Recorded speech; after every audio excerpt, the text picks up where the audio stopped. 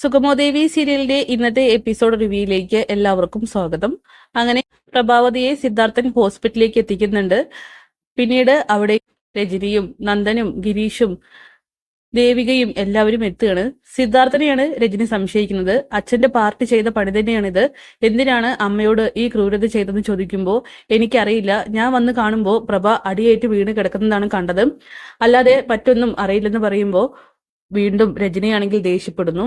ഈ സമയം സിദ്ധാർത്ഥം പറയുന്നുണ്ട്, എങ്കിൽ പിന്നെ കോടതിയിൽ ചെന്ന് തെളിയിക്കാൻ നോക്ക്, ഞാൻ എന്റെ നിരപരാധിത്വം അവിടെ തെളിയിച്ചോളാം. പ്രഭയ്ക്ക് എങ്ങനെ ഇത് സംഭവിച്ചെന്ന് എന്റെ കൂടെ ആവശ്യമാണ് അറിയേണ്ടത്. എന്തായാലും ഈ സമയം അരുന്ധതിയാണെങ്കിൽ എന്താണ് സംഭവിച്ചതെന്ന് അറിയാതെ ആകെ ടെൻഷനിലാണ്.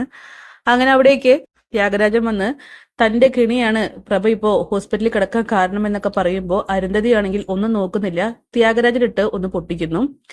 ഇനി ഇതുപോലെയുള്ള മണ്ടത്തരങ്ങൾ കാണിക്കരുതെന്നും താക്കീത് കൊടുക്കുന്നുണ്ട്. ത്യാഗരാജന് മനസ്സിലാവുകയാണ് താൻ കാണിച്ചത് വലിയ മണ്ടത്തരമാണെന്ന്. കാരണം ഇങ്ങനെ ഒരു അവസ്ഥയിൽ പ്രഭയ്ക്ക് കുറച്ച് സഹതാപം കൂടുകയും വോട്ട് കൂടാനും ചാൻസ് ഉണ്ടെന്ന് അരുന്ധതി വ്യക്തമായി തന്നെ പറയുന്നുണ്ട്. പിന്നെ പ്രഭയെ കാണാനായിട്ട് രജനി അകത്തേക്ക് ചെല്ലുമ്പോൾ ദേവിക വന്നിട്ടുണ്ടോ എന്ന് ചോദിക്കുന്നുണ്ട്.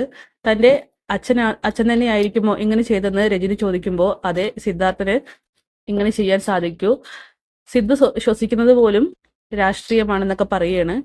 എന്തായാലും തോറ്റു കൊടുക്കാൻ ഞാനില്ല എന്നൊക്കെ പറയുന്നുണ്ട്. ഈ സമയം ചന്ദ്രമതി വിളിക്കുമ്പോഴും പ്രഭാവതി അത് തന്നെയാണ് പറയുന്നത്, എന്നെ അടിച്ചു വീഴ്ത്തിയത് ആരാണെന്ന് എനിക്ക് നന്നായിട്ട് അറിയാം, KDF തന്നെയാണ്, ഞാൻ എന്തായാലും തോറ്റു കൊടുക്കില്ല, മുന്നോട്ട് തന്നെ എന്ന് പറഞ്ഞ് പ്രഭാവതി തന്റെ നിലപാട് വ്യക്തമാക്കുന്നുണ്ട്. പിന്നെ ചന്ദ്രമതി പറയുന്നുണ്ട്, ആരാണ് ആ മറിഞ്ഞിരിക്കുന്ന ശത്രു എന്നും അത് സമയമാകുമ്പോൾ പറയാമെന്നും പ്രഭാവതി പറയുകയാണ്. രജനിയും ചോദിക്കുന്നുണ്ടെങ്കിലും പ്രഭയാണെങ്കിൽ അത് പറയുന്നില്ല. പിന്നീട് പ്രഭാവതിയെ കാണാനായിട്ട് പാർട്ടി നേതാക്കൾ എത്തുന്നുണ്ട്. അങ്ങനെ സിദ്ധാർത്ഥനോട് വന്നിട്ട് BDF നേതാവ് സംസാരിക്കുകയാണ്. ഞങ്ങൾക്ക് സ്ഥാനാർത്ഥി പ്രഭാവതിയെ കാണണമെന്ന് പറയുമ്പോൾ ഇത് കേട്ട് സിദ്ധുവും നന്ദനും എല്ലാവരും ഷോക്കാവുന്നു. കാരണം ഇപ്പോ സിദ്ധാർത്ഥന്റെ ഭാര്യയല്ല പ്രഭാവതി എന്നും സ്ഥാനാർത്ഥിയാണെന്നുള്ള കാര്യം സിദ്ധാർത്ഥൻ അപ്പോൾ മനസ്സിലാക്കുകയാണ്. എന്തായാലും സിദ്ധുവിനൊന്നും തന്നെ പറയാനായിട്ട് കഴിയുന്നില്ല. അകത്തേക്ക് ചെന്ന് കാണാനായിട്ട് സിദ്ധാർത്ഥൻ പറയുന്നുണ്ട്. അങ്ങനെ അകത്തേക്ക് ചെന്ന് പ്രഭാവതിയെ കാണുമ്പോൾ പ്രഭ പറയാണ്, എന്റെ തീരുമാനത്തിൽ യാതൊരു മാറ്റവും, ഞാൻ തന്നെ മത്സരിക്കും, ഞാൻ തന്നെ രാമപുരം MLA ആയിട്ട് ഭരിക്കുമെന്നൊക്കെ പറയുമ്പോൾ ഇത് കേട്ട് നേതാക്കൾക്ക് ഒത്തിരി സന്തോഷമാവുകയാണ്. എന്തായാലും അവർ വേണ്ട സപ്പോർട്ടുകൾക്കെല്ലാം കൂടെ ഉണ്ടെന്ന് പറഞ്ഞുകൊണ്ട് പ്രഭയ്ക്ക് സുഖമാവട്ടെ എന്ന് പറഞ്ഞ് അവിടെ നിന്നും പോകുന്നുണ്ട്. അങ്ങനെ സിദ്ധു ആണെങ്കിൽ പ്രഭയെ ചെന്ന് കാണുകയാണ്. എന്നിട്ട് സിദ്ധാർത്ഥൻ പ്രഭാവതിയോട് ചോദിക്കുന്നുണ്ട് ഇപ്പൊ എങ്ങനെയുണ്ടെന്ന്. തല്ലി താഴെ ഇടാനായിട്ട് ആളുകളെ ഏർപ്പാടാക്കിയിട്ട് ഇപ്പൊ വന്ന് സുഖാന്വേഷണം നടത്തുന്നു. സിദ്ധു, നിനക്ക് എങ്ങനെ ഇതിന് മനസ്സ് വന്നെന്നൊക്കെ ചോദിക്കുമ്പോൾ പ്രഭയെ നീ എന്നെ തെറ്റിദ്ധരിച്ചിരിക്കുകയാണ്, ഞാൻ എന്തായാലും അങ്ങനെ ചെയ്തിട്ടില്ലെന്ന് പറയുന്നു. ആരാ എന്നെ ഈ അവസ്ഥയിലേക്ക് എത്തിച്ചതെന്നൊക്കെ എനിക്കറിയാം. സിദ്ധു അധികമൊന്നും സംസാരിക്കണ്ട എന്ന് പറഞ്ഞ് സിദ്ധാർത്ഥൻ അവിടെ നിന്നും വിട്ടയക്കുകയാണ്. അതിനുശേഷം പ്രഭയാണെങ്കിൽ നേരെ വിളിക്കുന്നത് അരുന്ധതിയുടെ ഫോണിലേക്കാണ്. അരുന്ധതി ചോദിക്കുന്നുണ്ട്, ഇപ്പൊ എങ്ങനെയുണ്ട്, നാടകമൊക്കെ അവസാനിച്ചു വന്നു, നീ എന്തൊക്കെയാ പറയുന്നെന്ന് പ്രഭ ചോദിക്കുമ്പോൾ നീ തന്നെയല്ലേ നിന്നെ തല്ലി താഴെയിടാനായിട്ട് ആളുകളെ ഏർപ്പാടാക്കിയത്, നിനക്ക് ഏതെങ്കിലും വിധേനെ ദേവികയെ തോൽപ്പിക്കണമായിരുന്നു, അതുകൊണ്ടാണ് നീ ഇങ്ങനെ ചെയ്തതെന്ന് അരുന്ധതിയാണെങ്കിൽ സത്യങ്ങൾ അറിഞ്ഞിട്ട് പ്രഭയെ കുറ്റപ്പെടുത്തുകയാണ് ചെയ്യുന്നത്. ഈ സമയം പ്രഭാവതി പറയുന്നുണ്ട്, നീയൊന്നും എന്നെ തകർക്കാൻ നോക്കണ്ട, നിനക്കറിയാം നീയൊക്കെ തന്നെയാണ് ആളുകളെ ഏർപ്പാടാക്കി എന്നെ താഴെയിട്ടത്. പക്ഷെ ഈ പ്രഭ അതിലൊന്നും ചുവട് പതറില്ല, ഞാൻ മുന്നോട്ട് തന്നെ പോകുമെന്ന് പ്രഭാവതിയാണെങ്കിൽ അരുന്ധതിക്ക് വാക്ക് കൊടുക്കുന്നു. തോൽപ്പിക്കാൻ പറ്റുമെങ്കിൽ ഒന്ന് തോൽപ്പിച്ചു നോക്കെന്നും വെല്ലുവിളിക്കുകയാണ്. എന്തായാലും ദേവിക തന്നെയാണ് ഈ ഇലക്ഷനിൽ മത്സരിച്ച് വിജയിക്കാനായിട്ട് പോകുന്നതെന്നും അരുന്ധതി പറയുമ്പോൾ അതെന്താന്ന് വെച്ചാൽ നീ ചെയ്തോ എന്ന് പറഞ്ഞ് അവർ രണ്ടുപേരും ഫോൺ കട്ട് ചെയ്യുകയാണ്.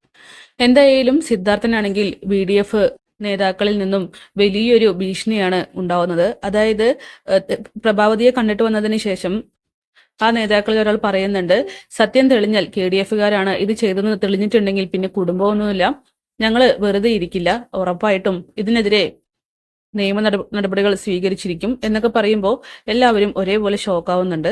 പിന്നീട് ദേവികയാണെങ്കിൽ പ്രഭയെ കാണാനായിട്ട് അകത്തേക്ക് ചെല്ലുന്നുണ്ട്. അമ്മേ ഇപ്പൊ എങ്ങനെയുണ്ടെന്ന് ചോദിക്കുമ്പോൾ എനിക്കിപ്പോ ഒരു കുഴപ്പമില്ല, എല്ലാവരും വിചാരിച്ചത് പ്രഭ അങ്ങ് വീണു പോകുമെന്നാണ്, പക്ഷെ ഇപ്പോ വീഴാൻ ഭാഗത്തുനിന്നൊന്നും കിട്ടിയിട്ടില്ല. എന്തായാലും നിങ്ങളാരും വെറുതെ ഇരിക്കില്ല എന്ന് എനിക്ക് നന്നായിട്ട് അറിയാം. പക്ഷെ ഒരു കാര്യം നീ ഉറപ്പിച്ചോ, നീ ജയിക്കാൻ പോകുന്നില്ല, പ്രഭാവതി ആയിരിക്കും ജയിക്കുക, അതുകൊണ്ട് എത്രയും പെട്ടെന്ന് ഈ ഇലക്ഷനിൽ നിന്ന് നീ പിന്മാറണം. ഇത് കേട്ട് ദേവിക പറയുന്നുണ്ട്, അമ്മയ്ക്ക് ഇത് എന്ത് പറ്റി, എന്തിനാ എന്നോട് ഇങ്ങനെ പറയുന്നത് എന്നൊക്കെ ചോദിക്കുമ്പോൾ നീ പിന്മാറിയേ മതിയാകൂ, ഞാനായിരിക്കണം ഇവിടെ ഇനി ഭരിക്കേണ്ടത്, അച്ഛനും മോളും ചേർന്ന് എന്നെ തോൽപ്പിക്കാൻ നോക്കണ്ട എന്നൊക്കെ പറയുമ്പോൾ ദേവികയ്ക്കാണെങ്കിൽ എന്ത് ചെയ്യണമെന്ന് അറിയുന്നില്ല. കാരണം അവളുടെ മുന്നിൽ കുടുംബമാണോ രാഷ്ട്രീയമാണോ എന്നുള്ളൊരു ചോദ്യം വന്നു കഴിഞ്ഞു. അപ്പൊ കാത്തിരിക്കാൻ നമുക്ക് ലേറ്റസ്റ്റ് എപ്പിസോഡ്സിനായിട്ട്. Bye bye.